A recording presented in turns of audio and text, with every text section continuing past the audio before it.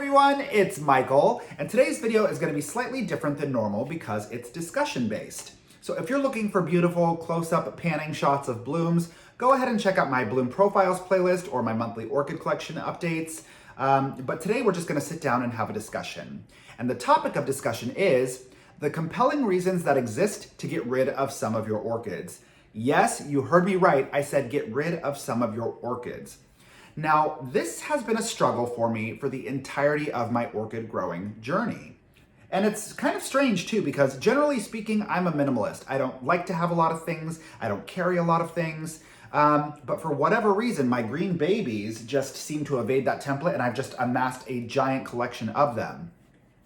Now, I've taken some notes to keep myself accountable, but let me give you a brief snapshot.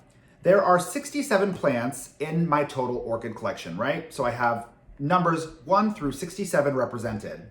Over the course of my orchid growing journey, some of them have died and some of them have been gifted. So that leaves me with 49 orchids in the total collection. But having said that, there are so many anomalies. 51, for example, those are my wedding day Phalaenopsis orchids. And even though I've only listed one number for the collection, there were 5 plants that came under that number. Beyond that, we had my orchid flask experiment. So for an extended period of time, I had tons and tons of little seedlings. And then that doesn't even account for all of the experimentation that I've done. So many of my plants have been divided over and over again so I could kind of test how they fare in different cultivation methods. A great example of this is the Potinara experiment, which I will link below. Also, the keikis from number 7, I will link that video below. So what has happened over time is, even though there are only 49 actual plant species or types that are represented in my collection, I have been caring for well over 100 orchids for years. And let me just tell you, it has been emotionally taxing and it has been energetically draining. And I love these plants more than absolutely anything. Well, maybe not Justin or my mom, but I really love these plants so intensely. And there's a weird accountability that you feel to them when you have been nurturing them for an extended period of time. So I kind of had this thought process where I was like, well, I've cared for it this long, or this plant is struggling. I can't in good conscience give it to somebody who I know can't take care of it. So that has really held me back from mitigating the intense struggle that I'm having with the volume of plants by getting rid of some of them. So I ultimately have hit a turning point because my job is quite demanding. My work is quite demanding. And thank goodness I have the most wonderful husband in the world who is willing to help me with these plants. But even so, it remains a struggle. So finally, I started to rip off the Band-Aid. And over the course of, I'll say maybe the last 2 months, I have given away over 30 plants from my collection. And I have to tell you, this has made a world of difference with how the rest of my collection has fared. Because here's the thing, my investment in these plants is meditative. It is a thing of beauty. It is something that I'm supposed to rejoice in and look forward to. But after, working all day and responding frantically to emails and running to and from the gym and hoping desperately that I can get a meal in, your relationship with your plants starts to shift a bit, and you don't resent them, I don't think that's the right word, but they become burdensome, they become tiresome, and when you look at them, you don't see a thing of beauty, you see a requirement. So again, I have regifted so many plants, and I have given them to really wonderful homes of my friends who are passionate about orchids or who have a budding interest or talent for cultivating them. And there is a really fun secondary impact here because I've I don't know if there are any Harry Potter fans, but I've kind of created a lot of orchid horcruxes. So essentially, for a lot of my plants that I absolutely adore, number 28, for example, which is actually in bloom in the back over here, it's one of my all-time favorite orchids, and I've always been terrified of what would I do if something happened to this plant? Well, now, I divided that plant into 7 little plantlets, and I grew some of them in moss, I grew some of them in leca, and then I just had 7 plants.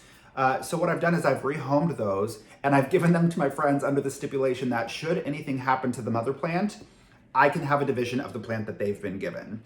So it's kind of a nice little insurance policy for myself. It ensures that these plants will live on. But again, there is this weird tension that you feel. It's like they're your children. You feel like you don't want to give one of your children away.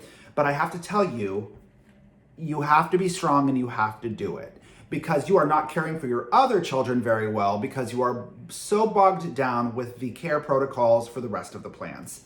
And again, I just have to highlight that one more time. My plants are hitting probably the most intense stride I have ever seen in the entirety of my orchid growing journey.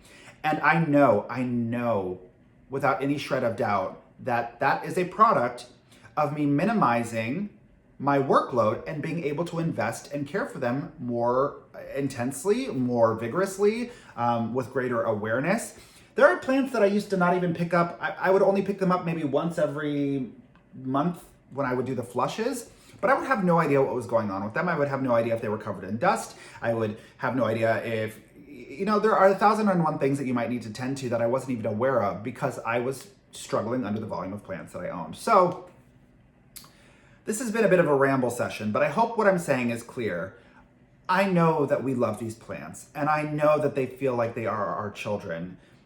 And if they are in fact your children, do the most compassionate thing you can for them and give them a chance to thrive with care from somebody who has the time to invest in it.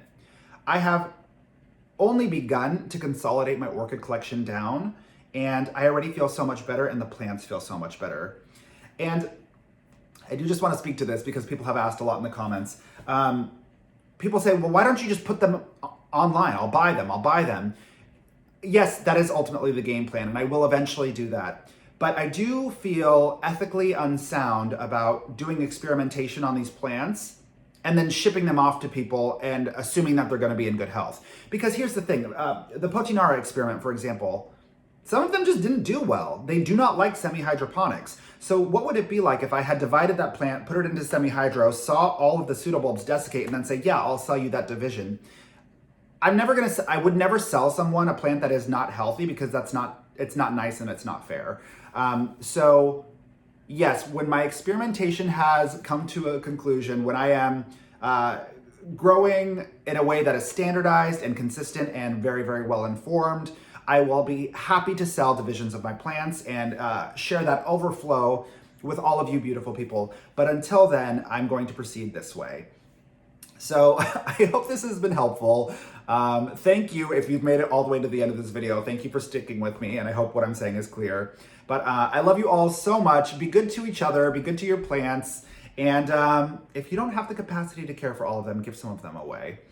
And with that, I think that's pretty much it. Thank you so much, as always, for choosing to spend your time with me. If you have any questions, concerns, or feedback, go ahead and leave it in the comment section below. Be sure to support one another in the comment section because I'm so seldom available to do so. Don't forget to click subscribe and have a beautiful rest of your day. Mwah!